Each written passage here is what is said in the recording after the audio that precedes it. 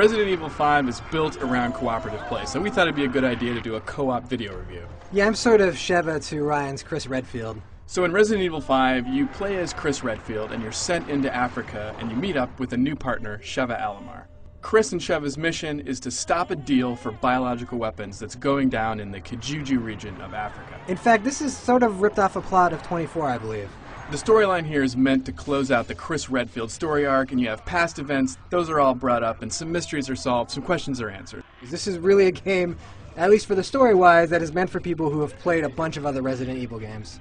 The first thing you'll notice with Resident Evil 5 is the game looks phenomenal. It performs really well, the environments look great, the scenery is just stunning. Obviously, this is on a new generation of consoles, and it's been built that way, so you get these amazing explosions, the fact that you can actually play online co-op, have it run seamlessly. I mean, every once in a while there's some screen tearing, but for the most part the environments are gorgeous, there's great texture work. I think this is one of the first current-gen games that can actually stand toe-to-toe with a game like Gears of War, just in terms of the overall visual punch that it has.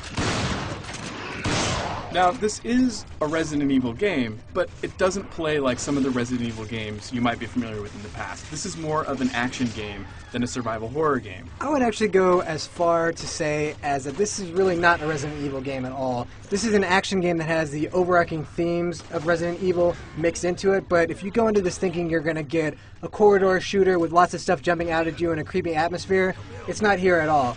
Go into this thinking this is going to be an awesome action movie, and I think you're going to have a great time with it.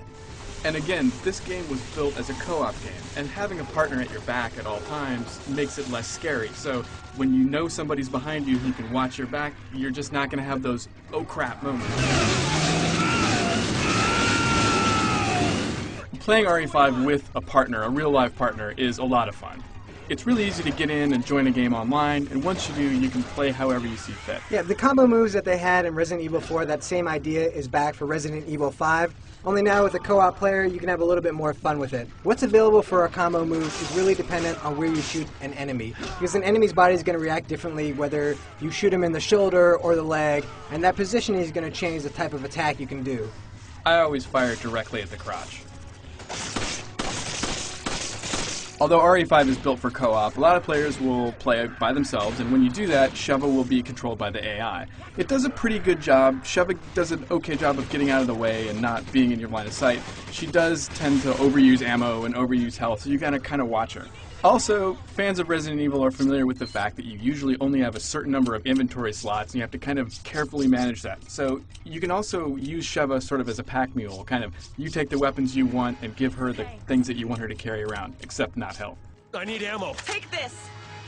When you finish Resident Evil 5, you unlock this really cool Mercenaries mode, which is just you against a horde of zombies and you're racing against the clock to get as many points as you can. It's similar to the mode we saw in Resident Evil 4, and it's a lot of fun in RE5. The Mercenaries mode really shows the one feeling of the campaign, and that is the Mercenaries mode is an incredibly intense adventure where you're always worried about how much ammo you have, you always feel like you're about to die, and you always feel overwhelmed, and that's whether you're playing single player or co-op, and there's really none of that feeling brought into the campaign mode itself. And that feeling that Hill was just describing is that classic Resident Evil feeling of always on the edge, almost about to die, almost a crisis, and it's kind of strange that the only time you feel that really is in the Mercenaries mode in RE5. Resident Evil 5 is a great action game, but I'd say it's not really a Resident Evil game in the traditional sense. Now this is a game that I never got bored with. You know, there was never a moment in Resident Evil 5 where I kind of said to myself, I just wish this was over. It's from start to finish, I just wanted to play more and more, and honestly, the minute that I finished it, I said to myself, man, I can't wait to go run through back again, you know, with my shotgun with unlimited ammo or my Magnum with unlimited ammo, and just blow the crap out of stuff. You're so cheap. However, I did find it was a little bit too easy, at least on the normal mode when I first played through. I really wasn't finding the challenge that I was expecting from a Resident Evil game. And that plays really into the whole idea that this is a game that just doesn't have that intense, I'm about to die feeling to it. Just that most of the time you can escape, you can actually avoid death the majority of time, and that's because, you know, if you get struck down and you're going to die, I can actually run up to you and heal you in a certain amount of time and save you, just like the way you could with Gears of War, for example.